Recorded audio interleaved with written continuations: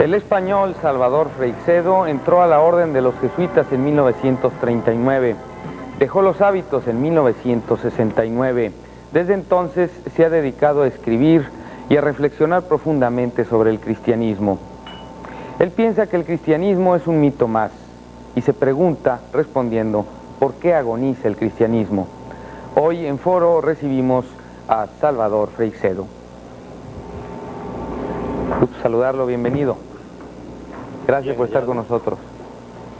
Pues encantado de estar con ustedes, porque hacía tiempo que yo quería estar aquí en Monterrey, por unas cuantas razones que sería muy largo de decir, pero tenía específica gana de estar en Monterrey. Qué bueno, nos platica detalles después de repasar su semblanza. Gabriela Narváez nos da detalles de la vida de Salvador Freixedo. Salvador Freixedo nació en la ciudad de Galicia, España, en 1923. Comenzó a residir en el continente americano desde 1947 y se ordenó como sacerdote en 1953 en Santander. Hizo estudios de humanidades en Salamanca, de filosofía en la Universidad de Santander, de teología en el Alma College de San Francisco, California, de ascética en el Mont Laurier de Quebec, Canadá, de psicología en la Universidad de Los Ángeles, California, y en la Fordham University de Nueva York. Aparte de enseñar historia de la Iglesia en el Seminario Interdiocesano de Santo Domingo, fundó el movimiento de la Juventud Obrera Cristiana en San Juan de Puerto Rico y fue viceasesor nacional del mismo en La Habana, Cuba. Fundó también el Instituto Mexicano de Estudios del Fenómeno Paranormal y presidió el primer Gran Congreso Internacional. Ha actuado como ponente invitado en numerosos congresos tanto en Europa como en América y Asia. Además es autor de 40 casos de injusticia social, Mi Iglesia duerme, Extraterrestres y religión, Mitos religiosos en las relaciones humanas, Parapsicología y religión, Visionarios místicos y contactos extraterrestres, Israel, pueblo contacto, Curanderismo y curaciones por la fe, Defendámonos de los dioses y Diccionario sulfúrico. Libros polémicos que le han valido expulsiones, censuras y hasta la cárcel. En un momento iniciamos nuestra charla con Salvador Freixedo. Foro está en el aire.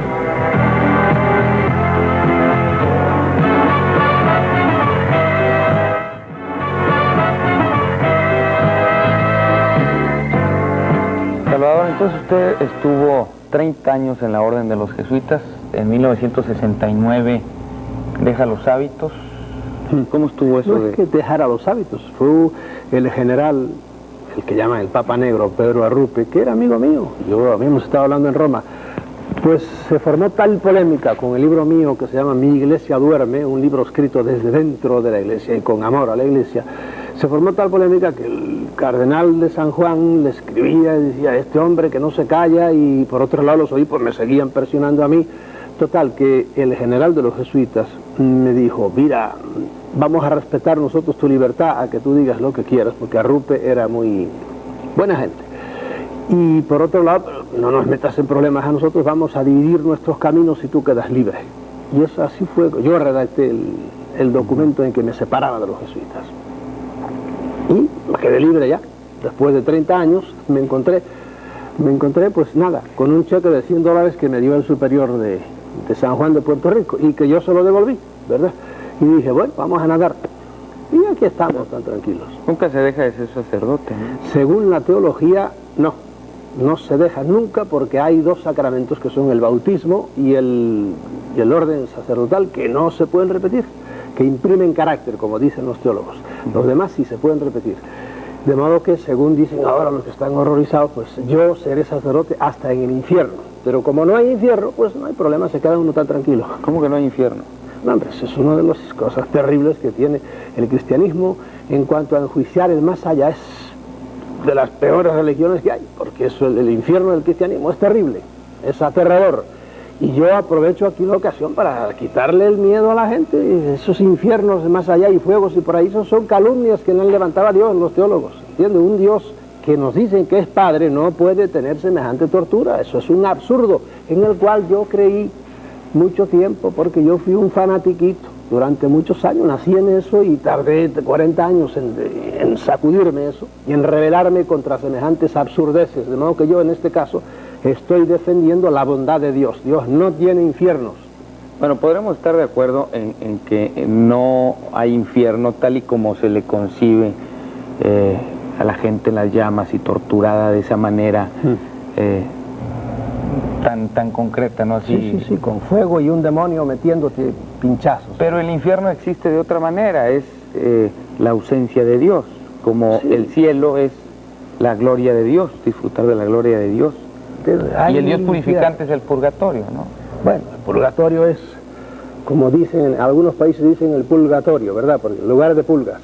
Nada, son todo cosas que la mente humana ha ido haciendo, porque tú te sales del cristianismo y te vas a otras religiones y siempre la gente ante el más allá, la pobre mente humana empieza a fabular, a inventar, ¿verdad?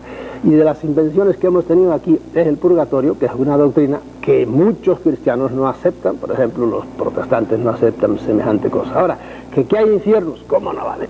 Este planeta es un infierno, como nos lo han puesto todos los grandes políticos y los grandes militares y los grandes locos que dirigen este mundo. Este planeta es un infierno, dejando aparte del infierno en que viven muchos, la mayor parte de los seres humanos, en el más allá, yo estoy seguro que hay gente que merece algún tipo de infierno, no un infierno como el del que hablábamos, sino que los hagan reencarnar, que ahora está de moda la reencarnación. Hazlo reencarnar en Etiopía para que te mueras de hambre, tú que mataste de hambre a otros, etcétera, etcétera. ¿Qué hay en el más allá? No lo sé, ¿verdad? ¿Y usted cree en la reencarnación? ¿En ese tipo de reencarnación? Yo ni entro ni salgo, no la acepto también como un mito más. Algunos ya reencarnación para ellos es un dogma más. Yo no quiero salir de Guatemala para caer en Guatepeor. Yo sí digo que hay gente que merecen reencarnar. ¿Por qué? Por imbéciles. Porque han sido los perfectos abusadores y desgraciados y sinvergüenzas en este mundo. Hazlo reencarnar en un barrio donde todo el mundo tenga que trabajar, levantarse a las 5 de la mañana, o en una nación donde, o en una raza donde te den leña para que veas, si es que traes memoria de lo que fuiste antes, para que veas lo que es la vida. Pero no sé si hay reencarnación o no hay. No me opongo a ella tampoco. Salvador, platíquenos del momento ese trascendental, angustioso, o esos años que se viven cuando empiezan las dudas y pretende uno dejar el sacerdocio como usted lo hizo. Bueno, sí, fue terrible. Yo adelgacé no sé cuántos kilos, más que nada porque los periodistas no te dejaban ni a sol ni a sombra. La salida mía fue en Puerto Rico a propósito de mi libro, que ya no era mi primer libro, que se llamaba A mí me echó Batista de Cuba, por otro libro. No Fidel Castro, sino Batista, por un libro que se llamaba 40 casos de injusticia social, y lo subtitulé Examen de conciencia para cristianos distraídos. Y por ese libro Batista, que era muy listo, le dijo a mis superiores, miren, este mejor que se vaya, y me invitó a salir, y me fui entonces. De ahí me mandaron a Puerto Rico, y ahí al cabo de unos años escribí. Yo tenía un puesto importante en todas las diócesis, trabajaba con los obreros, con la juventud obrera, y escribí Mi iglesia duerme, un libro de meditación para monjas piadosas. Vaya, hoy día no pienso así ya, he ido evolucionando. ¿No piensa que haya monjas piadosas? También todavía las hay, como no. Yo tengo 2 tías monjas, 2 fósiles ya, las pobrecitas deben tener 85 años cada una, pero son monjitas y se horrorizan, están rezando todos los días a Dios para que yo no me vaya al infierno y cosas de... Pero lo dice así, monjitas, como sí, se monjitas, dice. No, mira, hay mucha mujer, las pobrecitas. No, no es despectivo, yo no las pobrecitas han seguido un impulso que es sincero, ¿verdad? Y han entregado su vida a Dios, no saben, en el más allá les van a premiar de alguna manera, pero no saben que muchas de estas entregas pues son entregas inútiles. A muchas monjas, por ejemplo, a las que me estén oyendo, le digo, usted es de familia pobre, casi seguro, y a lo mejor, no sé aquí en México, pero se ha dedicado a educar a los hijos de los ricos. Digo, ¿y los suyos? ¿Y los pobres suyos? Los han dejado porque muchas órdenes femeninas se han dedicado a tener colegios, por lo menos en Europa así es, a educar a la gente que tiene plata, porque son una minoría las que se dedican a educar a las clases pobres. Pero bueno, dejando el tema ese, estábamos en que sí, fue terrible aquello, y a mí no es que me viniera una rebelión repentina, no, poco a poco yo veía que una cosa se decía, otra cosa se hacía, que el cristianismo que yo, burgués, porque yo nací en una familia burguesa, mi abuelo era un hombre rico, y cuando me metieron a trabajar con los pobres, ¿verdad? Pues empecé a ver que había el cristianismo de esta gente tenía que ser diferente, etcétera. Empecé a revolverme. Y una cosa era lo que la teoría y otra cosa era lo que el cardenal de San Juan de Puerto Rico practicaba, que entonces no era cardenal, era solo arzobispo, al cual yo había conocido de párroco, de modo que sabía su vida y milagros, y alguna vez me quiso acogotar, y yo le dije: mire, monseñor, a mí me trata usted con respeto, y no dejo que me trate como trató al padre fulano de tal, al cual mató a disgustos. Y dije: a mí no me trata usted así, si quiere hablarme, no me hable con un vaso en la mano. Era una fiesta de mi ex santo patrón Ignacio de Loyola, y me empezó a decir cosas. Dije: me llama a su despacho y ahí hablamos de hombre a hombre, pero aquí no. Y le di la vuelta, me di la vuelta y me fui. Y claro, ahí empezó ya el choque.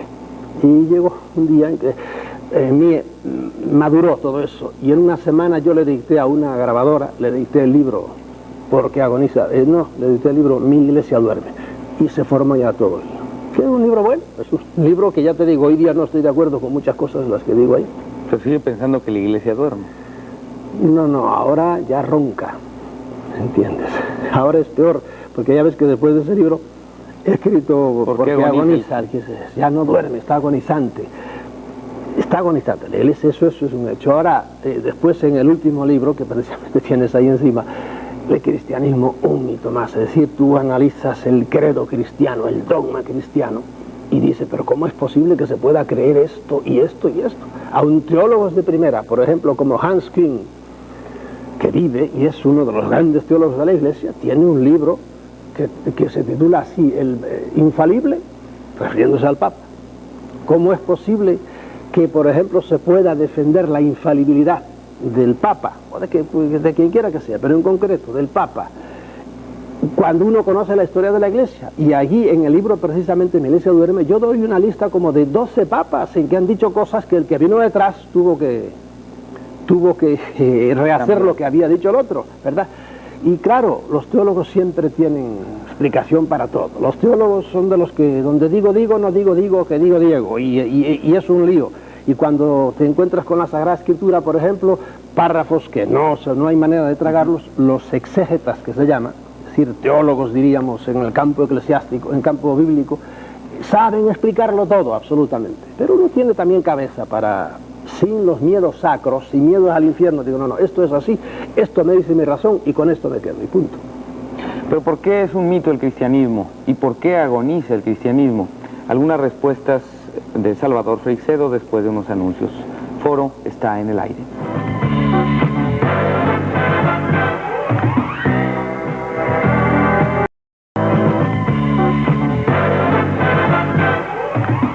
Le veo 2 anillos en las manos, uno en cada mano, y uno es una argolla matrimonial. Sí, una argolla matrimonial. Me casé hace 4 años. Los obispos querían que yo me hubiera casado inmediatamente de salir, pero tardé más de 10 años o 12 años o no sé cuánto, porque yo, mi cosa no era para andar detrás de ninguna mujer ni nada de eso, sino que yo sencillamente no creía las cosas en las que estaba metido, y por eso tranquilamente me fui, y no era mi prisa eso, total. Pero ahora sí ¿Ya tiene hijos? ¿Tiene familia? No, uy, ya estoy yo. No podría yo, soy un hombre muy dinámico además, y a estas alturas, ¿no? Para eso hace falta tener juventud y tener más reposo y más paciencia. ¿Y por qué querían que se casara luego? Porque así podían decir: ven, era uno más de los que lo que querían era pues casarse, y tenía algo por dentro por ahí. Y yo lo sé porque estaban un poco nerviosos conmigo, porque yo he seguido machacando las ideas. Quizá si le preguntara a un sacerdote, no me responda, aunque usted para la Iglesia seguirá siendo sacerdote, es decir, teológicamente sigue siendo sacerdote. Pero bueno, ya está hablando muy claro sobre su visión del mundo, ¿no? Y de la religión también. Y quizá un sacerdote no me lo responda. Quizá también alarme un poco la pregunta, pero muchos se la hacen y yo la tengo que hacer aquí. Un sacerdote con el celibato dentro de la Iglesia Católica, ¿cómo maneja mentalmente, sentimentalmente, esa atracción que hay del hombre a la mujer? Pues muchos no la manejan. Mira, la Iglesia, el que conoce un poco, el problema es que la mayor parte de la gente no lee, no conoce, creen que nacieron ahora y que todo el mundo nació ahora. Si conocieran un poco de historia de la Iglesia, verían que este fenómeno del de la lucha que hay por el celibato es eterno. Entonces, Los están apóstoles, llenos de tentaciones. por supuesto, los apóstoles todos eran casados, menos uno. Todos eran casados y todos tenían descendencia. Todos conocían lo que es el otro sexo. Bien, primera cosa. A lo largo de la iglesia ha habido concilio tras concilio remachando el celibato, que se fue apretando, no creas, al principio no era así. Se fue apretando la cosa y ¿eso qué te dice? Pues que no, que la cosa nunca ha estado claro. Mira, hay sitios como en Hungría, en ciertas regiones de Hungría, siempre el sacerdote, aún después de haber profesado la castidad y todo eso, ellos tienen su mujer. Y lo sabe todo el mundo y lo acepta. Gran parte del mundo cristiano, tan cristianos como nosotros, el mundo oriental de los griegos y rusos, ortodoxos, cristianos, amadores de Cristo y de la Virgen María, pues esa gente, a los sacerdotes le dicen, si se quiere casar, cásese ahora, antes de ordenarse, ¿verdad? ¿Por qué? Porque después ya no se va a casar. Y entonces lo hacen todos así, bien, escogen, se casan y luego se ordenan. Escogen a los obispos entre los que no están casados. Es una tradición ya que viene desde el tiempo de los apóstoles, de modo que ha habido parte del cristianismo que siempre ha aceptado el matrimonio del sacerdote. Aquí en el cristianismo occidental, los católicos, no.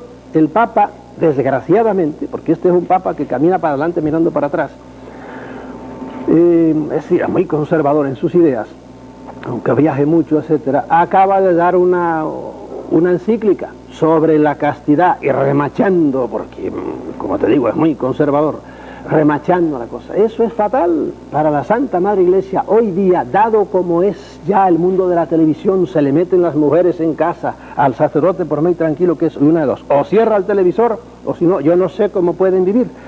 ¿Hay gente que vive la castidad? Sí, señor, hay gente que vive la castidad. Yo, mientras estaba en la compañía de Jesús, te puedo decir que si alguno cometió alguna cosa, inmediatamente lo ponía fuera. ¿Usted fue casto mientras estuvo? Sí, yo puedo decirte que yo viví castamente los años, porque además no tenía ocasión, yo trabajaba intensamente en lo mío. Me empecé a darme cuenta después, cuando estaba dentro todavía, ya dejé de ser estudiante. No te olvides que yo, desde que entré en el noviciado hasta que me dijeron el visto bueno, pasaron 16 años encerrado, trabajando, formándome, 16 años, en una carrera un poco larga. Cuando empecé a salir y a tener trato ya con jóvenes de uno y otro sexo, empecé a darme cuenta de cómo eran las cosas. Pero bueno, estaba uno más o menos preparado. Pero con tentaciones. Natural, si uno es natural y está sexuado, ¿verdad? Pues las tentaciones son... Hay gente que se mete en la boca del león, ¿verdad? Y entonces es natural. Eso le pasa mucho a los pobres sacerdotes que viven solitarios, sin una gran preparación, en pueblos y donde las mujeres se les meten debajo casi. Entonces es natural, bueno, y por eso pasa lo que pasa. 40.000 casos en que hay, vaya, medio trampa. Y para eso hay que ser tolerantes, porque el sexo es una cosa más. En el cristianismo se ha divinizado el sexo. Se ha hecho de la castidad un sacramento más. Eso es una tontería. La Santa Madre Iglesia lo que debería hacer ahora, ¿verdad? Y yo me río de mí mismo al decir esto, porque yo sé que los grandes mogules de Vaticano no entran por ahí. Dios los bendiga, que hagan lo que quieran. Deberían decir como los ortodoxos: ¿quiere usted casarse? Sí, porque hoy se le exige, ¿quiere ser sacerdote? Casto, a la brava. Y no puede ser, hoy día eso es dificilísimo. Ahora hay gente que por encima, por su temperamento, por encima de todo eso, dice, yo escojo la castidad. Pues perfecto, pero habrá mucha gente que diría, me gustaría ser sacerdote y estar casado y tener familia. Y deberían admitírselo, como son los pastores protestantes. Tú ves que hay 40.000 iglesias ahora. Está el pastor con la pastora y los pastorcitos, pero predicando a Cristo, perfecto. Y así lo van a hacer mucho más naturalmente. Pero un pobre hombre, él solo, recibiendo a mujeres solo en su casa, porque las pobres vienen a pedir consejo, porque el marido les dio una paliza, por lo que sea, y vienen al sacerdote, y esta, muy bien, y la otra, muy bien, pero a lo mejor a la número 14, pues, sale el flechazo y pasa lo que pasa, ¿verdad? Y las mujeres religiosas, las monjas, no tienen el voto del sacerdote, no tienen los, digamos, yo creo que puede ser bien empleado el término, privilegios de un sacerdote en cuanto a... Por supuesto, en la iglesia reina un machismo terrible. Mira, ahora están con el problema de ordenar a mujeres, monjas o no monjas. La iglesia hermana, la anglicana en Estados Unidos, acaba de ordenar una mujer. No, y los episcopales han tenido bárbaras batallas, etcétera. Las que admiten la ordenación, porque otros sectas protestantes no admiten semejante cosa. Pues bien, los sacerdote, digo, la Iglesia Católica, aunque quiera, no puede. Hoy habría gente que le gustaría, y hay gente, por ejemplo, en Estados Unidos, monjas, sabes que cuando el Papa fue la primera vez a Estados Unidos, una ex monja o monja salió y le dijo, le pidió eso, a ver cuándo vino de la ordenación de mujeres. No sabía mucha teología. Hoy día, aunque quiera, el Papa no puede porque está amarrado ya. La Iglesia ha hablado infaliblemente, demasiado. Bueno. Y ahora cuando quiere echarse para atrás no puede. Bueno, el mismo Cristo fue machista. Entonces, desde ese punto de vista, sí, señor, sí. 12 apóstoles, hombres, ¿por qué no había una mujer entre sus 12? En aquellos tiempos no cambiaba. Tenía una Magdalena, con la cual hay muchas, ahora se ha escrito mucho sobre la Magdalena y las relaciones de Cristo con la Magdalena, etcétera. Me lavo las manos de todo eso, ¿eh? ¿Usted las cree? Ni fu ni fa, a medias. Hay argumentos muy interesantes, ni sacados fa, del mismo por el evangelio, miedo a declarar algo. No, en absoluto, no, porque no le doy demasiada importancia a eso. Por mí, si Cristo se hubiera casado, me quedo tan tranquilo, absolutamente. Porque yo al sexo no le doy la importancia que se le ha dado a otros, que le han dado en la iglesia, que creen que por ejemplo, si uno tiene algún desliz en el sexo, ya se acaba el mundo. ¿Qué va, hombre? Eso no es una cosa tan natural como el comer. Bueno, además él instituyó dentro de la iglesia de esta manera el matrimonio, ¿no? Por supuesto. Pero como ya estaba de todas formas entre los judíos. Cristo, ni el matrimonio es algo que lo ves en los animales y lo ves el yin y el yang en el cosmos entero, ¿verdad? Bueno, es la relación de pareja, pero ya el matrimonio como institución dentro de la iglesia. En otras religiones también, es una cosa sagrada, en otras en cambio varía un poco, etc. Esos días son cosas que las hemos supervalorado y hemos hecho de ellas que son verdaderos monstruos. Cuántas pobres monjas que con eso me empezaste a hablar, entraron en la Santa Madre Iglesia y la pobrecita fue un calvario lo que tuvieron que pasar dentro, por esa manera tan antinatural y tan forzada. Y por otro lado después ahora las monjas han pegado un gran vuelco y se han ido algunas al extremo contrario y no saben hacer. Realmente hoy día hay un verdadero terremoto dentro de la iglesia. ¿Lo admitir o no? Cuando habla de la iglesia dice nuestra Santa... La Santa Madre Iglesia. La Santa Madre Iglesia. Sí. Y luego al inicio me decía, con amor a mi iglesia. O sea, que usted hacía todo esto con amor a su iglesia. Sí, ¿Sigue siendo su iglesia? ¿Usted sigue siendo católico? No, hoy depende. Si a mí, no católico, ni siquiera cristiano. Me preguntas, ¿usted es cristiano? Digo, depende de lo que usted entienda con el término. No solo eso, vamos a ir más atrás. ¿Usted cree en Dios? Depende de lo que usted entiende por Dios. El Dios cristiano, Dios de la Biblia, Dios que nos han predicado, ese Dios, yo a ese Dios le digo con todo respeto, bórrame de la lista de tus hijos. ¿Por qué? Porque me voy a la Biblia, que es lo que hay que leer, y leo la Biblia, digo, pero ¿qué le hiciste a los amorreos? ¿Qué le hiciste a los jebuseos? ¿Qué le hiciste a los madianitas? Los destripaba, pueblos con los cuales se encontraba en su avanzar por el desierto, diríamos, en la tierra prometida, los israelitas, y se encontraba con el pueblo A, el pueblo B, y los destripaba. Digo, pero tú no eres Dios de esta gente, de todos estos palestinos, y entonces ¿cómo los tratas tan mal? Es que es mi pueblo. Digo, pues la verdad que no eres muy justo, pero aún su pueblo, el pueblo prometido, ¿verdad? El pueblo escogido, pueblo israelita. Históricamente hay pocos pueblos que hayan sido tan apaleados como el pueblo escogido. Entonces yo le digo, mira Dios, si me vas a escoger a mí, no me escojas, escoge a otro, porque si me vas a defender como defendiste a tu pueblo, acaban conmigo. Por lo tanto, ya ves, ¿usted cree en Dios? En ese Dios yo no creo. Yo tengo otra idea de Dios, diferente, que la explico precisamente en el libro ¿Por qué agoniza el cristianismo? ¿Usted es cristiano? ¿Qué entiende usted por ser cristiano? De Cristo hay cosas que acepto y hay cosas que no acepto. O sea, usted piensa como Gibran, en Sí. aquella anécdota que narra de que el Jesús de los cristianos y el Jesús de Nazaret se reúnen cada 100 años por allá en las montañas de Líbano. Y cuando están juntos platicando, conservan largas horas, dice Gibran. Llega un momento en que el Jesús de Nazaret se despide del Jesús de los cristianos diciéndole, amigo mío, creo que jamás llegaremos a un entendimiento. O sea, él plantea ahí la diferencia entre el Jesús que vivió en Nazaret, que vino a salvar al mundo y que predicó todo esto, al Jesús que hemos hecho los cristianos, una transformación de aquel Jesús de Nazaret.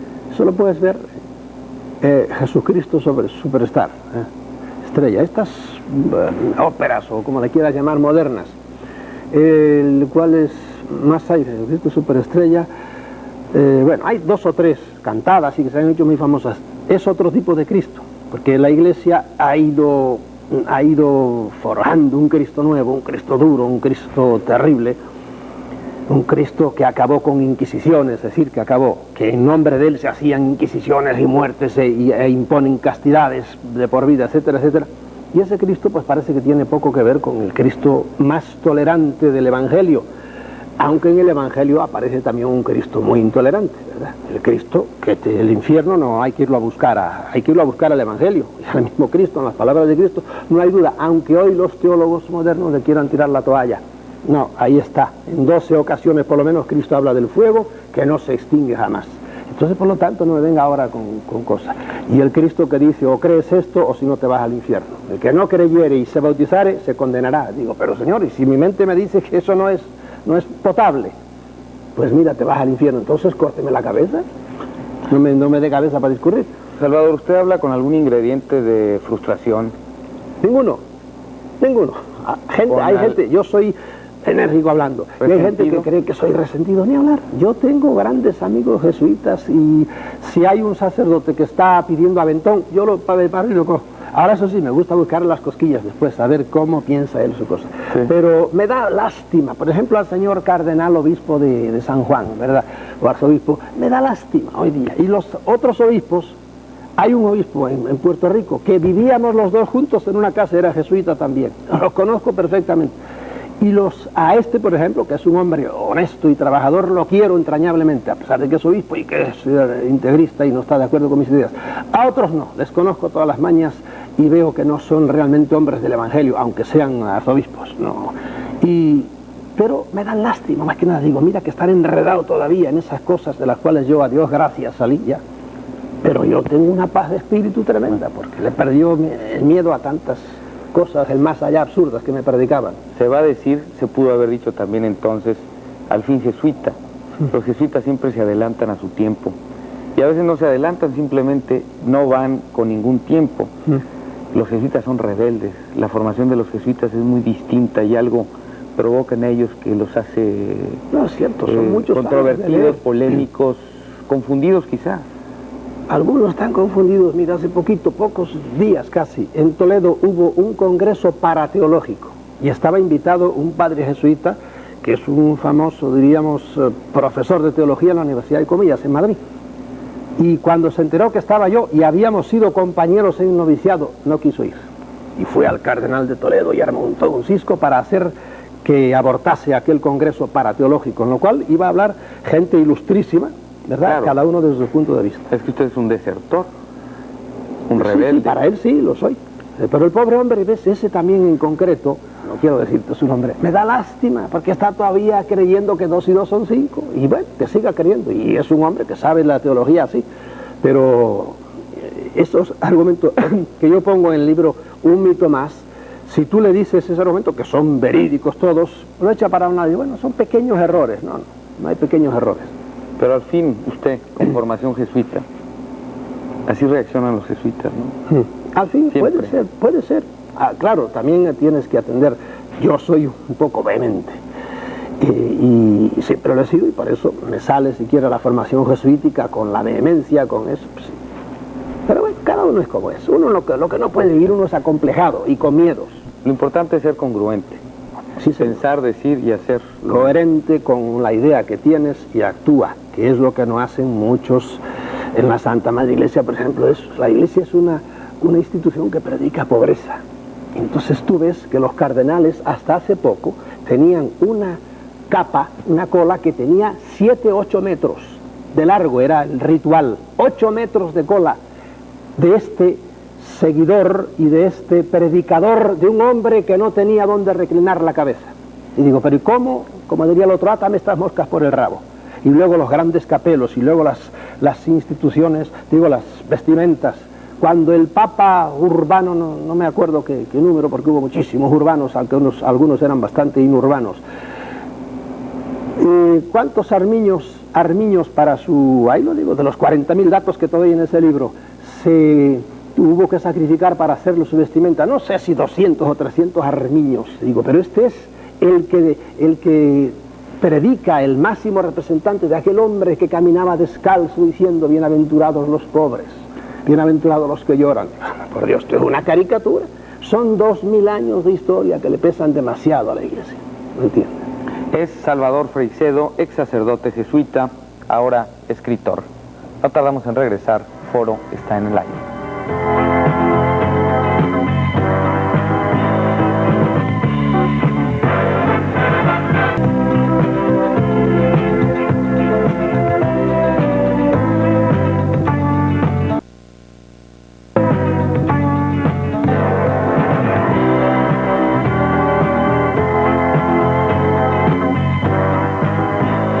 A final de cuentas, ¿por qué agoniza el cristianismo, Salvador?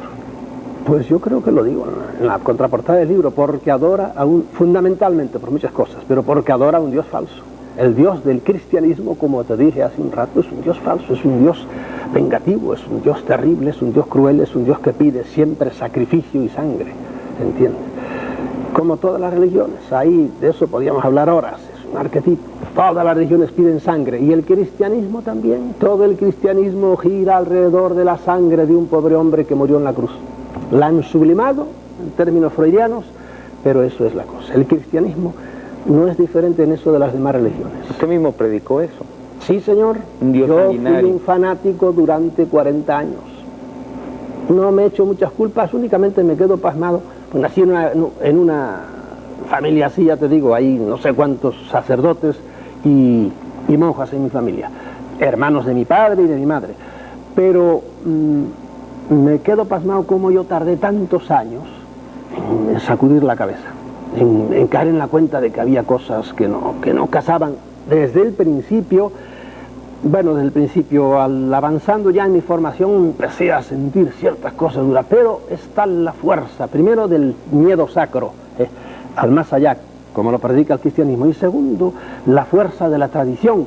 Ahí tienes al gran teólogo Hans Küng escribiendo libros contra la infalibilidad del Papa, dando argumentos de todo tipo para sospechar que el cristianismo realmente no es lo que dice, y sin embargo él sigue católico. Dice, ¿por qué? Porque nací en esto y tengo que morir en esto. Y yo ahí le dedico un capítulo diciendo a Hans Küng, no me convencen tus argumentos, la verdad, porque si tienes razón, aunque hayas nacido en eso, pues salte de eso, porque eso de seguir el lema de que hay que creer en algo, hay que creer en algo que sea creíble, porque si estás creyendo una paparruchada, pues suelta eso, porque es una tontería.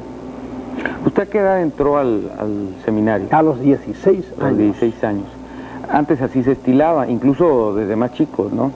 Sí, algunos a los entran 13 a los años. 10 años, empiezan Bueno. así. No, yo acabé mi bachillerato y estaba a punto de entrar en la universidad, pero como mi hermano, que también fue jesuita y se murió ya, me Él estaba... sí terminó, es decir, fue sacerdote siempre. Sí, No sí, se ese rebeló. terminó, no, tuvo su rebeldía también, antes de morirse. Pero murió así casi muy rápidamente, con un cáncer, y acabó con él enseguida, pero ya estaba muy rebelde, indudablemente. Pero yo casi por inercia, porque la hermana de mi madre monja, la otra de mi madre monja, mi hermana carnal, monja 30 años, también está hoy día fuera. El hermano de mi padre sacerdote, mi padre casi cura, porque casi estudió de seminarista hasta que casi se ordenó y entonces se fue. Y que mi madre era más monja que mis dos tías, etcétera. Un primo mío carnal es jesuita actualmente. En una sociedad así, pues naturalmente entras como un cordero y lo haces de buena voluntad. Y eso fue lo que me pasó a mí. Bueno, de todas formas ahora ya se les pide no terminar la primaria como antes y entrar al seminario, o no la secundaria, sino ya la preparatoria. Entran más grandes, con un poco más de madurez. Claro, pero fíjate que yo había acabado 7 años de bachillerato en España ya, que entonces empezábamos a estudiar. Yo estaba listo para empezar a ser abogado ya, porque a los 17 años yo podía entrar a la universidad. La pregunta es, ¿para qué no suceden las cosas que luego sucedieron con usted? Es decir, entrar a un mundo que después de años de reflexión lo va a transformar totalmente.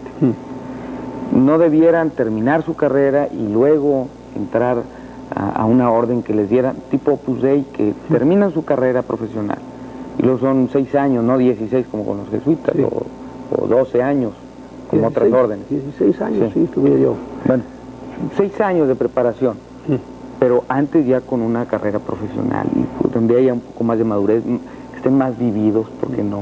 Ah, sí. Que hayan tenido incluso su Hoy novia. día se hace más así, ¿verdad? Pero eso es problema de ellos. Como yo estoy ahora en otra cosa, ¿verdad? Que hagan como quieran. Mira, ya en mi no tiempo le apura, entonces. éramos yo, eso no me apura en absoluto. Entonces, ¿para qué escribe estas cosas si no le apura nada? Para despertar a mucha gente que los pobrecitos están metidos dentro todavía sufriendo por eso, por lo que les esperan en más allá, o entregando su vida a una causa perdida, como hay tantas buenas monjas o tantos católicos que sinceramente, siendo muy buenas personas, están todavía dedicando todos sus esfuerzos a... La mayor parte no es así, pero bueno, hay gente que se entrega todavía. Por ejemplo, tú hablabas del Opus Dei, tanta gente, me da pena todavía. ¿Cómo es posible que se crean las cosas que predica, aun dentro del cristianismo, tan rancias el Opus Dei en estos tiempos? ¿Por qué rancias? Rancias huelen ya a pasado. ¿Pero por qué? Hombre, por ejemplo, exigirle a los sacerdotes andar con sotana negra. Cuando veas a un pobre en ciertas ciudades, va con sotana negra, es un pobre hombre del Opus Dei. ¿Por qué? Porque parece que ellos es vital. ¿Qué más da eso si Cristo usaba minifalda? Es un horror. Que me dice, yo suelo decir, para horror de mucha gente, los primeros papas usaban minifalda, era la toguilla aquella, la faldeta que usaban los romanos porque eran de la clase humilde. Y el Papa Lino y el Papa Clemente usaban eso. Y a eso lo han hecho una cosa. Hoy día, usar veste talar hasta abajo y negro, llevar su alzacuello, eso es sagrado. Recibir la comunión de rodillas, eso es sagrado. Para estas gentes que están de mira estrecha, ¿verdad?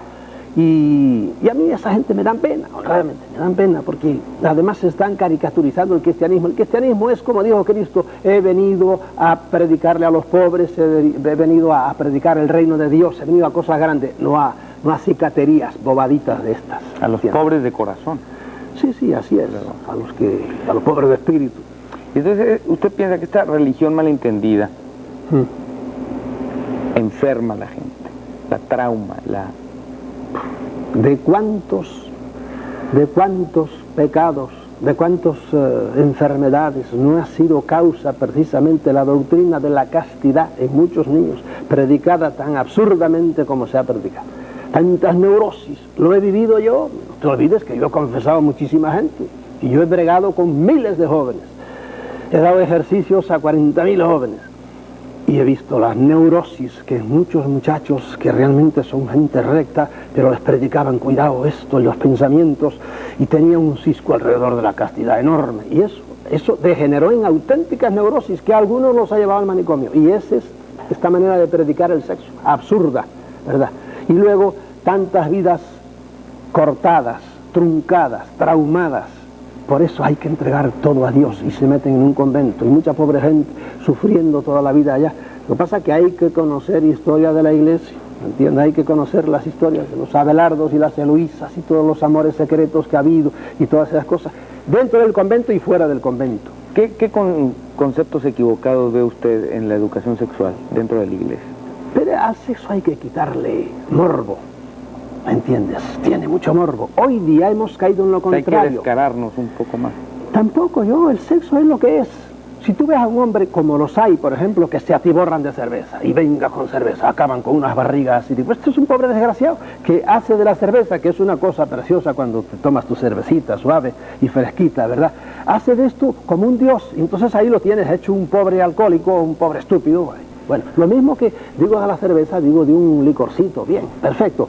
El sexo, si lo reprimes tanto, naturalmente, como es una cosa tan natural como el comer, llega un momento en que explota, y ahora explota en el extremo contrario, y viene pues todas estas cosas absurdas de todos estos videoclips que nos ponen ahí, que es sexo puro, además mezclado con retortijones y estupideces que le enferma todo eso, y vienen estos muchachos que ya no son capaces de amar a nadie, porque no aman a nadie, se tumban y se revuelcan con cualquiera, lo mismo macho que hembra, porque está todo mezclado. ¿Ves? Eso es un desorden.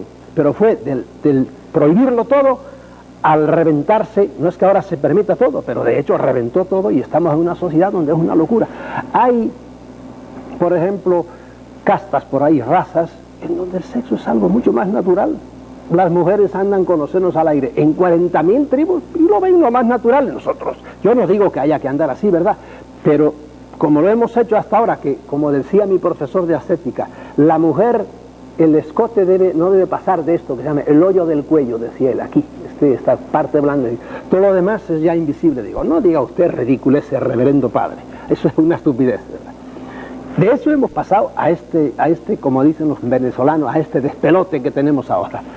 Y es lógico, los muelles cuando los aprietas mucho y los sueltas, ¡bum!, pegan para arriba. Hay que esperar a que esto se haga una cosa natural. Y en el sexo, por ejemplo, pego un saltito ahora nada más, el divorcio famoso. Señor, de aquellos matrimonios a la brava, hechos a ciegas, la pobre muchacha se casaba no con quien quería, sino con quien podía, porque la sociedad la iba llevando. Y entonces encima te exigían, casi no habías tenido opción para escoger, ¿verdad?, hace 30, 40 años, y ahora eso sí, una vez ya que has escogido, que no has escogido en realidad, que te llevaron al altar agarrada así con un anillo por aquí, entonces fidelidad y hasta la muerte.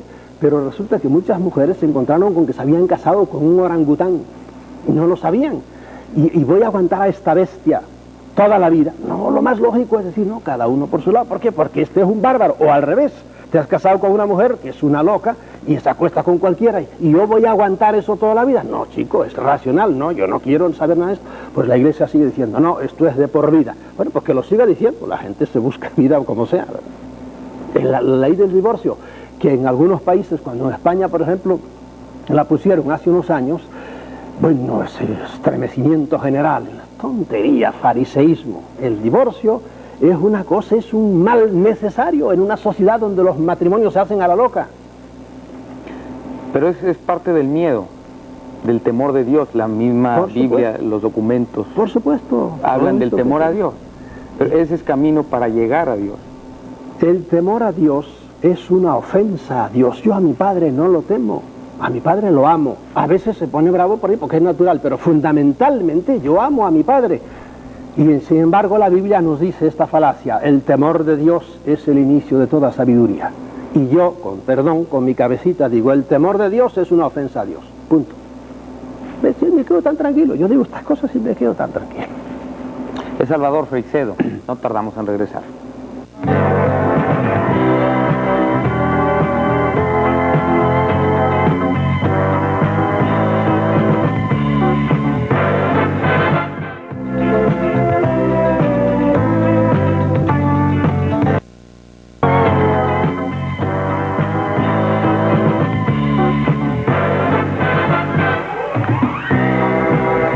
Usted no está excomulgado.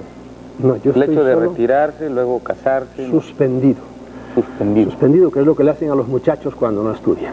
Suspendido es decir, igual que por ejemplo, aquí no sé si usar el término bárbaro de desbarrar a un abogado. Es decir, que no le permiten ejercer por cosas que ha hecho en otros países, se llama así. Yo estoy suspendido, no me permiten ejercer. Ahora, si yo digo misa, mi misa es ilícita pero válida. Si yo doy una absolución, mi absolución es ilícita pero válida. Si yo consagro el cuerpo de Cristo, según la teología, yo me lavo las manos. Eso, pero yo sigo siendo sacerdote. Eso dice la teología. Ahora sugieren una excomunión para los abortistas, incluso para las autoridades que promuevan el aborto, la despenalización del aborto. Y ya no se atreven, porque si no conmigo, por ejemplo, deberían haberme suspendido, pero hoy yo al señor obispo, arzobispo, no sé si será aquí el arzobispo de aquí, de esta ciudad, de Monterrey, yo le digo, atrévase, ¿verdad? No se atreven. ¿Por qué? Porque se dan cuenta de que eso es darle a uno todavía más caché, más fama y más publicidad, y por eso se quedan. Antes sí, a los pobres curas los amedrentaban con eso. No solo eso, sino que el Papa publicaba un entredicho, que es algo por el estilo, o una excomunión contra un rey, y el rey pues hacía, te puedo poner ejemplos en la historia, vamos, allá en Canosa, el emperador Enrique fue arrodillado a hablarle al Papa, al terrible, bueno, no me acuerdo. ¿Pero quién? ¿Enrique VIII? ¿Quién? No. Ah, el emperador allá en Alemania. Y fue a pedirle perdón. Fue a Roma a pedirle. No, allá en las montañas estaban entonces encima de la nieve, ¿verdad? Que le quitara la excomunión, etcétera, etcétera. Y amenazaban con eso. Hoy día eso perdió ya su significado y no. A mí si me excomulga el señor obispo, quien sea, o el Papa, yo lo excomulgo a él, quedamos empatados los dos. Y me quedo tan tranquilo. O sea que le dieron más caché a Marcel Lefebvre. Por supuesto, el pobre Lefebvre, es que este Papa piensa mucho como Lefebvre, ¿entiendes? Son primos hermanos. Lo que le molesta al Papa es eso, que no vaya a Roma y no haga, y no se le someta, eso es lo que no está. Pero en el fondo, pues piensan bastante. Lo que pasa es que el pobre Lefebvre ya se le pasa. le está patinando el coco, como dicen por ahí por el Caribe, y ya quiere volver, porque estos son ridículos.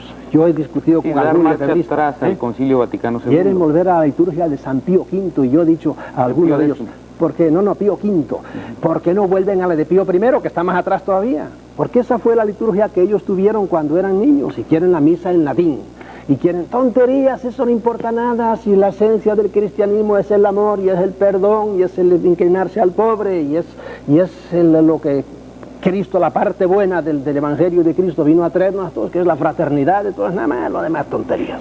Lo demás son tonterías, recibir la comunión de pie, decir la misa en latín, hablarle al público de frente o estar de espalda, todo eso son tonterías. Capizallos largos, capizallos cortos. ¿Ir a misa los domingos? Por supuesto, eso. Y mandar a uno al infierno porque no fue a misa el domingo, pero un infierno eterno con fuego. ¿A quién se le ocurre semejante mentecatez? Yo fui a misa el domingo, bueno, ¿y qué? Pero yo amo a mi prójimo, eso es lo importante. Hay mucha gente que yo los veo que andan ensobacando su evangelio, ¿verdad? Yendo por aquí, siempre son hombres del libro. ¿Verdad? Pero Dios te libre de echártelos de socios en un negocio porque te pelan al moñito, como dicen los cubanos. Porque con su evangelio debajo del brazo no son hombres de fiar. En cambio hay gente que casi no conoce el evangelio, pero son honestos. Yo conozco a mucha gente que no son cristianos y son honrados, y con ellos puedes ir al fin del mundo. Ese es un cristiano. Salvador, ¿usted de qué vive? ¿No ha pensado en formar su secta religiosa? No, ni hablar. Voy a salir ahora de una cosa para meterme en esto. Alguna vez me han dicho que usted va a hacer alguna... Vete al cuerno. Yo no quiero saber de eso. Yo quiero que los hombres usen su cabeza. El hombre es hombre porque es racional. El pecado de mucha gente culta, se llama culta, de mucha gente de dinero, de mucha gente preparada, es que no usan su cabeza y lo único que hacen es atracarse precisamente de esa cajita que tienen ustedes ahí, por la que me están viendo. La televisión, y se atracan de televisión y de deportes y de show, y en cambio no se sientan a pensar realmente qué es la vida.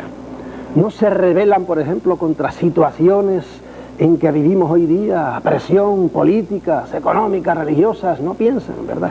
Hay que pensar, eso es lo que yo predico, pensar. El hombre tiene que usar su cabeza, y si no la usa, esos son de los que van a reencarnar, como te dije antes, otra vez al planeta. ¿Por qué? Porque no ha pensado usted, no ha evolucionado, venimos a evolucionar, no ha evolucionado, por lo tanto, vuelva para atrás y evoluciona. ¿Y de qué vive? Yo vivo de milagro, ¿me entiendes? ¿Del milagro de Dios? Sí, Dios está en todas partes. ¿De qué vivo ahora? Pues mira, tuve suerte que tuve una madre y un padre que me dejaron algo de dinero, poquita cosa, y mal administrado, porque yo soy horrendo para las finanzas. Menos mal que tuve la hermana mía que fue monja, a tiempo lo poquito que me quedaba, lo agarró ella y me lo administró mientras yo andaba moviendo, ella me movía. Los libros dan muy poco dinero, pero poquísimo. A mí he tenido mucha suerte porque no te olvides que yo llevo más de una docena de libros y se venden mis libros. Lo que pasa es que la mayor parte tengo que hacer una excepción ahora con la editorial Posada, que ciertamente se está portando bien conmigo, pero yo he tenido grandes editores que me han hecho unos atracos horribles. Me han robado todo lo que han querido, porque yo siempre, el dinero para mí ha sido secundario. A mí basta con vivir al día y estar tranquilo y se acabó. Capital, no tengo capital ninguno, pero vivo al día. Soy millonario en amigos, porque yo te digo que puedo ir a 20 ciudades y tengo siempre casas de amigos que me invitan y que están contentos con que yo esté y me pase con ellos una semana o así. De eso, y hablando también, a veces hay mucha gente que hoy día empiezan a pagar bastante bien cuando uno habla, pero hasta he hablado miles de veces, pero como lo oyes miles de veces y jamás cobro un centavo. Salvador, hace un momento le preguntaba de la excomunión a los promotores del aborto. ¿Usted qué piensa del aborto?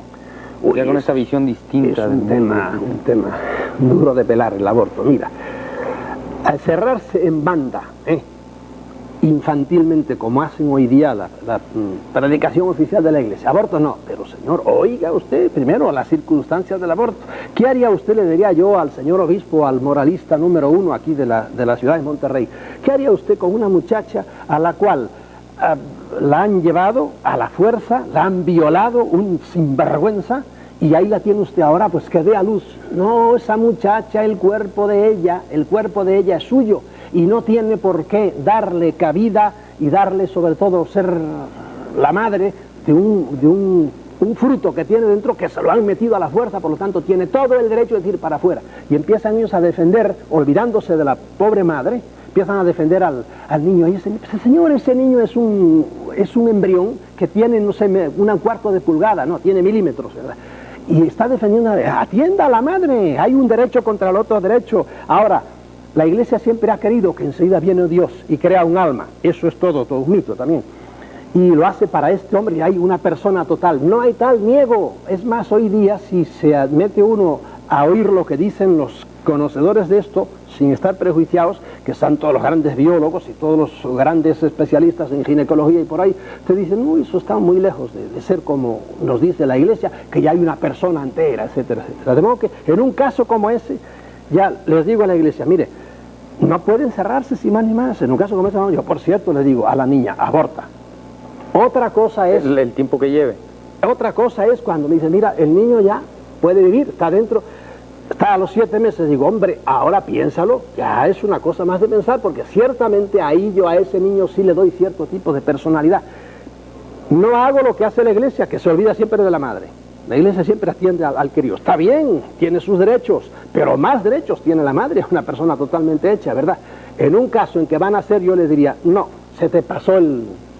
Es algo así, y perdóname si me voy del tema, como el que está usando una propiedad que no es suya. La ley, me imagino que la ley de aquí en todas partes, hay un término que dice, prescribió este derecho, porque hace 20 años que estoy metido en esta finca, nadie me ha dicho nada, y ahora viene usted, no, mira, la ley me dice que a los 12 años esto ya es mío.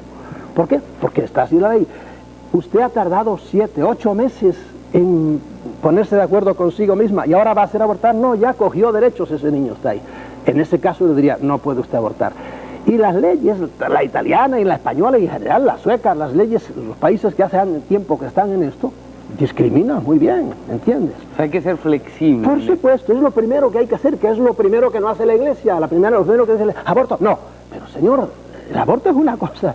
Bueno, pues en todas las familias hay reglas del juego, y en todas las religiones, sí, en todos los países. Pues yo le digo, pongan una regla de juego para eso y no se cierren en bandas, ni más.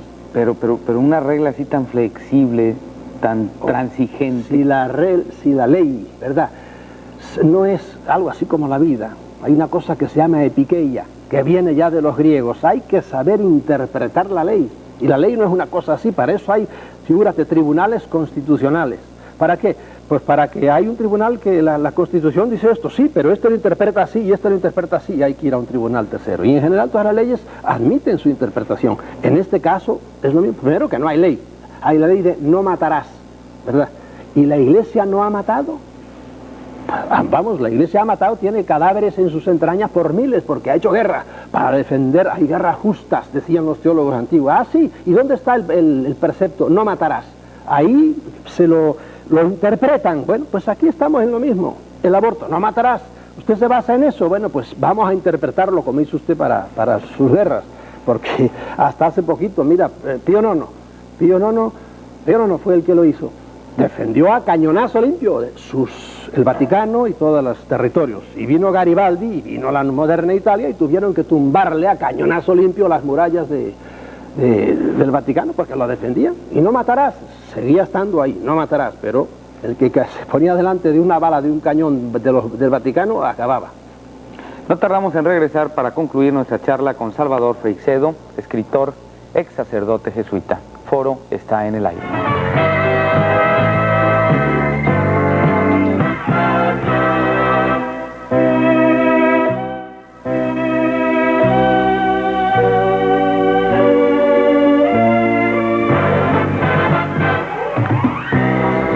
De los santos, los pueblos latinoamericanos sobre todo son muy, bueno, en España sucede. Muy santeros. Muy santeros. A veces le restamos importancia a Cristo, ¿no? O al Dios mismo, al Dios Padre, ¿no? No, en la Iglesia ha habido mucho de eso. Y entonces se van por el lado de la Virgen, son muchas, o por los santos. Y usted también lo hizo, ¿no? Dejado, sí, por supuesto. Bueno, yo siempre me di cuenta de que el centro en la Iglesia tiene de ser Cristo.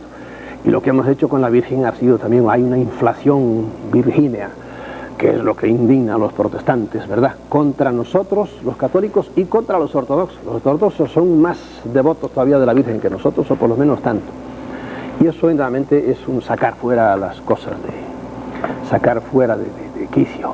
Y no digamos nada, en América pues está toda sembrada de santos. Fue una de las cosas que más me gustaba a mí, conocer lo que se llama hagiografía, vidas de santos. Ha habido gente eminente, pero indudablemente la personalidad de los santos en la Iglesia, de los tan diversos santos, es interesantísimo. Hay santos que eran psicóticos totales, pero con diploma de psicóticos, y por eso llegaron a la santidad. Hay santos, en cambio, que eran más dulces, tenían más sentido común, etcétera. Un San Juan Bosco, por poner un ejemplo, un santo agradable, simpático, al cual le pasaron cosas que yo me gustaría que me las explicaran los teólogos desde su punto de vista. Por ejemplo, San Juan Bosco una vez venía de decir misa y se encontró con que a la puerta de la iglesia, de la sacristía, ya entraba de vuelta con su copón, etcétera, y a la puerta estaba su madre sonriente esperándolo. Y él dejó aquello y le dio un abrazo a su madre, pero su madre, mi querido Gilberto, se había muerto hacía no sé cuánto tiempo, de modo que allí había una muerta. Entonces ahí entra el espiritismo, realmente pueden volver los espíritus o no, porque y él le dio un abrazo a su madre, según se leen las biografías. Y yo digo, bueno, explíquenme esto, ¿cómo es esto? Esto no casa. Pero bueno, eso por ponerte un ejemplo de las curiosísimas cosas que se pueden encontrar en las vidas de los santos, que yo me conozco bastante bien porque las leía muchísimo, desde los antiquísimos hasta el Padre Pío de la Pietrelcina, con sus llagas, y los estigmatizados, que ha habido muchísimos dentro y fuera de la iglesia, etcétera, etcétera. Parte del folclore eclesiástico. ¿Usted admira algún santo en particular ahora? Su santo fue por jesuita, sí, el patrono de los jesuitas. Ignacio de Loyola es uno de los grandes místicos, tremendo, pero como era un militar, era recio y organizó la orden. Todo lo contrario que San Francisco. San Francisco era una orden que él llegaba a un sitio y le decían, hermano Francisco, ¿cuántos frailes son? Él no tenía ni idea. Somos 1000, en aquellos tiempos había unos conventos, somos 500, alabado sea Dios. San Ignacio sabía de memoria cuántos había y cómo se llamaba cada uno, porque era un militar organizado. Por otro lado, pues sí, lo hizo demasiado rígido, ¿verdad? Que tiene su parte positiva y su parte negativa. Pero hay santos que me caen bien, sobre todo los santos que eran todo corazón. Benito José de Labre, que no conoce nadie, el santo mendigo. El cura de Arce era un tipo curioso, era estrictísimo, él cocinaba su arroz al domingo y le duraba en un saco medio podrido ya hasta el otro domingo. Él metía la mano y así estaba de flaco el pobre hombre. Pero de eso a empezar a desvariar la mente no hay más que un paso, ¿entiendes? Decía que San Ignacio era muy rígido y que eso tiene sus pros y sus contras. ¿Cuáles son esas ventajas y desventajas en ser estricto con una...? La organización, llevar a la orden como la llevó, que hizo inmediatamente crecer la orden de los jesuitas y la puso al frente, diríamos, con sus pugilatos entre una orden y otra, sobre todo con los dominicos, pero indudablemente los jesuitas han sido siempre la vanguardia de la iglesia, precisamente por esa organización que han tenido férrea. Pero por otro lado, esa organización es algo demasiado, sobre todo para el que está dentro, porque él dice una frase típica de él: tienes que hacerte como el bastón de un hombre viejo, que el hombre viejo lo usa y le sirve para todo. Y tiene otra comparación, algo así como si fuera un pañuelo que te estruje. No, y el hombre tiene que tener su personalidad, hay que respetarle un poco, pero no somos robots, no somos, un término muy eclesiástico, en el derecho canónico y en general se le llama el pastor y las ovejas, señor. Y hay una diferencia tremenda. Yo no quiero ser oveja de nadie, déjeme ser carnero por lo menos, para investir un poco, para defenderle un poco. Y la iglesia ha tratado siempre pues a sus fieles como ovejas, le llama a los simples fieles, con más de simples que de fieles. No, yo tampoco admito esto. Los protestantes son los que más repasan la Biblia, las Escrituras. El católico casi no la conoce. O sea, salvo un grupo, bueno, son los más, iba a decir fanáticos, pero no va a ser que ofenda el término, los más dedicados, pero los más metidos en la religión. Pero el resto de los católicos casi ni conoce la Biblia. El protestante da citas y todo, ¿no? Y usted hace un momento me quedé pensando, cuando hablábamos del temor de Dios, contradecía lo que dicen las Escrituras. Bueno, son las Escrituras palabra de Dios o invento de los hombres. Bueno, hay un capítulo entero en ese libro que es la Biblia, palabra de Dios o inventos de los hombres. Y cuando te metes a leer la Biblia, a conocer la Biblia, pues te encuentras con que racionalmente hay 40.000 cosas que no se pueden admitir en la Biblia, pero 40.000 cosas. Es un libro muy largo la Biblia. Además que la gente está dentro del cristianismo, tú acabas de decir, unos ni saben lo que es la Biblia, es un pecado de los católicos, y los protestantes se han hecho comedores de Biblia, se han hecho adoradores de la Biblia, y aquí lo dice, y sobre todo los fundamentalistas, que es al pie de la letra. Si vas a coger al pie de la letra la Biblia, te encontrarás con terribles disparates, como a propósito de la creación del mundo y a propósito de 40.000 cosas, ¿verdad? Desde el punto de vista de la sociología, de la medicina, etcétera, hay muchos horrores que la gente desconoce. Por ejemplo, hay una frase en el Eclesiástico que es: muélele los lomos a tu hijo, es decir, dale buenas palizas antes de que se te haga ya como un potro indomable. Digo, oiga, eso lo oye cualquier pedagogo, por ahí dice, qué barbaridad. Bueno, pues es palabra de Dios también, tontería. Le achacan a Dios cosas que gente pensaba, les hablaban. La Biblia, hay más de 100 autores ahí, ¿verdad? Además, ¿cómo ha llegado la Biblia a nosotros? Porque traducciones de traducciones. En fin, ese es un tema larguísimo. ¿Hay cosas positivas en la Biblia? Por supuesto que las hay, pero la gente no se da cuenta de que cada religión tiene su Biblia. Y tú no le hables, ya ves lo que está pasando estos días con el escritor ese que habló contra el Corán. No le hables a un maometano mal del Corán, ¿verdad? ¿Por qué? Porque le hacen como a lo sentencian a muerte. El Corán está lleno de disparates, que me perdone el Ayatollah Khomeini. Y vas a los Vedas, y vas al Zendavesta, y vas al Dhammapada, y son las Biblias. Pues usted está hablando mal de la Iglesia Católica. ¿Quién? ¿Yo? Bueno, pero menos mal que en la Santa Madre Iglesia ya no llegamos a las aberraciones del Ayatollah, que me condenen a muerte. Los señores obispos son una gente muy amable, etcétera, y le mando un saludo desde aquí al señor obispo. De todas formas es bueno que alguien pertenezca a una religión. Las religiones, o así como usted, a la larga, le han hecho más daño a la humanidad, no a una persona privada. A la humanidad le han hecho mucho más daño a las religiones. Usted está con Marx, es el opio del pueblo. Mando al cuerno a Marx, entera. Yo, no me hagas entrar en el tema de la sociología, que me encanta, pero el marxismo practicado, hemos visto que está fracasando tremendamente, y empezó a fracasar rápidamente. Que hay puntos verdaderos de más, claro que la dice verdades de puño, pero a la larga no ha aterrizado bien, y lo vemos en las sociedades que ha creado y en los muertos que ha causado. Usted vivió en Cuba. Sí, señor. Y ahí cómo tratan a la gente. Estuvimos en Cuba haciendo un reportaje. Los jóvenes, para ellos el Dios, hablo de los que ya nacieron después de la revolución, el Dios es Fidel Castro, o sea, ¿cuál otro? Porque claro, llegó Fidel, yo ya no viví el tiempo de Fidel, porque a mí, como te dije antes, me echó Batista de Cuba, ¿verdad? Volví después unos tiempos, y te advierto que Fidel en una ocasión tuvo un libro mío, el primer libro que yo escribí, lo tuvo no sé cuánto, en esos discursos maratónicos que echaba, durante un buen rato, diciendo, mira lo que dice este cura, y empezaba Fidel a decir cosas, verdades que yo dije, y que de cierta manera fueron una premonición para los que iba a venir después, porque en la Cuba de los 1.000 millonarios en aquel tiempo, ¿verdad?, había gente que ganaba $22 mensuales. Los cubanos de Miami esto no lo admiten, pero era así, ¿verdad? Porque yo trataba con ellos y los conocía. Y en esos grandes desniveles es donde se puede calentar la cosa. Salvador, sí, iba a decir algo.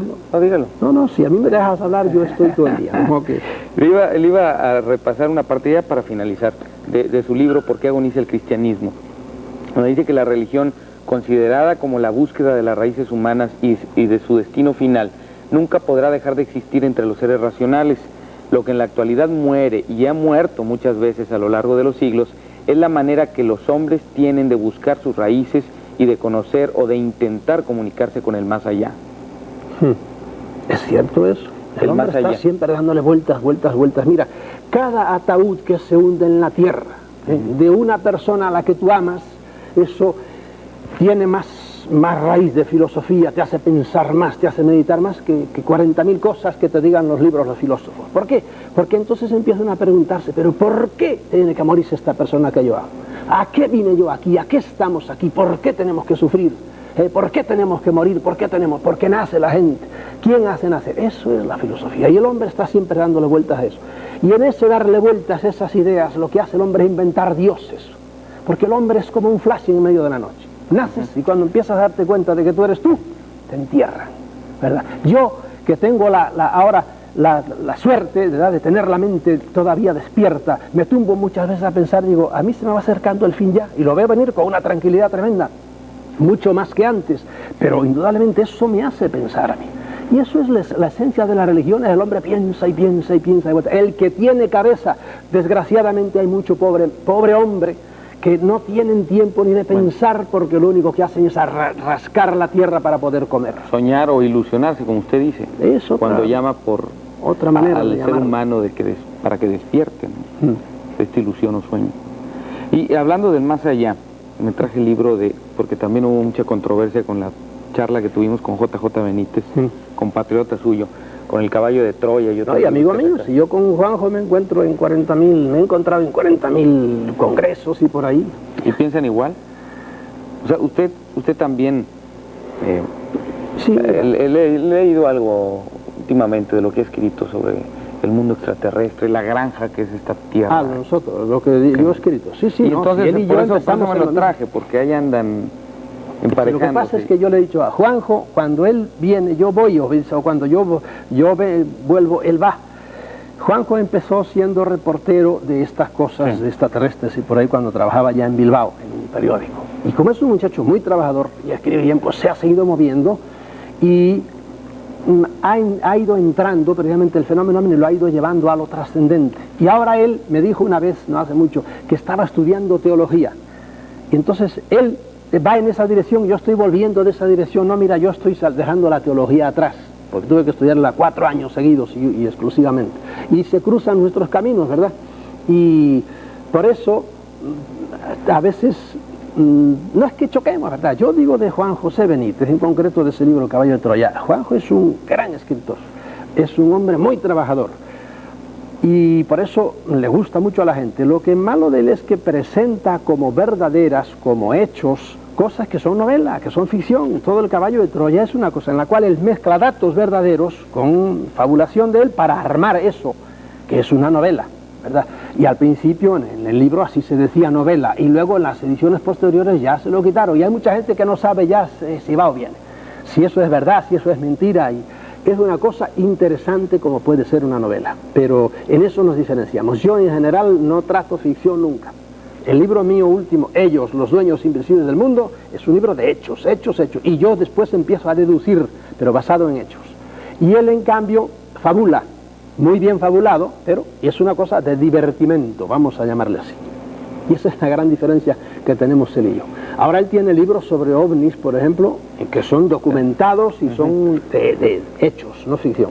Pero entonces hay algo que ver con los extraterrestres, según usted. En mi manera por ejemplo, él habla también de Dios, sí, sí, ¿verdad? sí. De Cristo. Sí, es que mira, el que se mete a estudiar el fenómeno ovni a fondo te lleva directamente a la religión.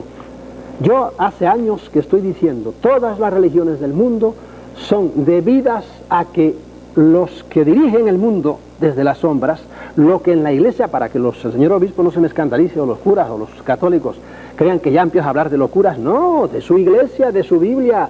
El texto de Efesios, nuestra lucha, dice San Pablo, no es contra la carne y contra la sangre, es contra las potestades, es contra los ángeles, contra los espíritus, contra las dominaciones que viven en las alturas, ¿verdad?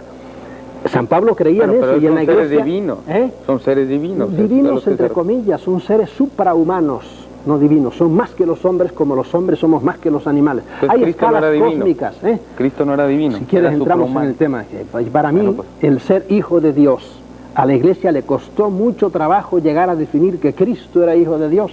Al principio en la iglesia no se creía que Cristo fuera Dios como el Padre.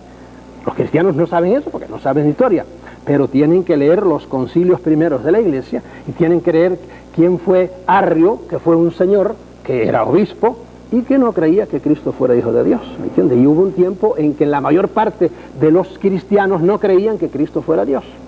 Igual que la Trinidad, tardó 5 siglos en hacerse la doctrina de la Trinidad. Hasta entonces los grandes teólogos no creían que el Padre, el Hijo y el Espíritu Santo fueran la misma cosa, del mismo nivel, vamos a decir. Bueno, dicen que la visión de los hombres cambia mucho a la hora de morir. Por supuesto, y a medida, si evolucionan, a medida que avanzan en la vida, un niño no cree igual de la vida de su padre cuando tiene 10 años que cuando tiene 40 años. ¿Usted piensa ver a Dios? pienso ver a Dios. No, Dios no es visible, por decirlo así. Dios no es un tipo, no es un señor. Ese es el gran pecado de la teología. Han traqueteado la idea de Dios como si Dios fuera una cosa ¿Y aún después de la muerte? Después de la muerte yo sé que me despertaré, no sé casi nada del más allá, casi nada, pero sí sé que cuando me acueste para morir estaré a punto de nacer, a otro nivel, a otra existencia, a otra cosa, ¿verdad? Pero ver a Dios directamente como si fuera un tipo que está allí, no, eso son ideas mentecatas, ridículas e infantiles que nos ha presentado la religión católica de Dios. Muchas gracias a Salvador Freixedo por estar con nosotros y comentarnos estas cosas, su verdad. Sí, señor. Bueno, seguramente mucha gente no estará de acuerdo con lo que y estoy contentísimo si alguien dice, no, pues no está usando su cabeza, que eso sí, que no me manden a la hoguera ni nada de eso. Respetémonos y a todos los que no piensen como yo, un abrazo para todos ellos. Autor de una docena de libros, entre ellos Cristianismo, un mito más, y este otro que es donde se hace la pregunta ¿por qué agoniza el cristianismo? Un libro fuerte. Salvador Freixedo, ahora escritor, pero antes sacerdote jesuita. Él, al preguntarse esto, ¿por qué agoniza el cristianismo?, responde en el mismo libro, porque nos hace adorar a un Dios falso, tan falso como el Dios que nos presentan las Sagradas Escrituras, monstruoso, caprichoso, vengativo y cruel. Salvador Freixedo, profundamente religioso, como lo demuestra su incesante caminar por el mundo en busca de la verdad. Salvador Freixedo revela en este impactante libro cuál es su idea de Dios y cuáles son sus creencias, como nos lo ha dicho hoy en el programa. Fue expulsado de la Orden de los Jesuitas luego de haber pertenecido a ella por espacio de 30 años, debido a que a la publicación de su libro Mi Iglesia Duerme, que fue prohibido en la España del franquismo. Por eso lo expulsaron de la Orden de los Jesuitas en 1969. Gracias, muy amable. Gracias a ustedes.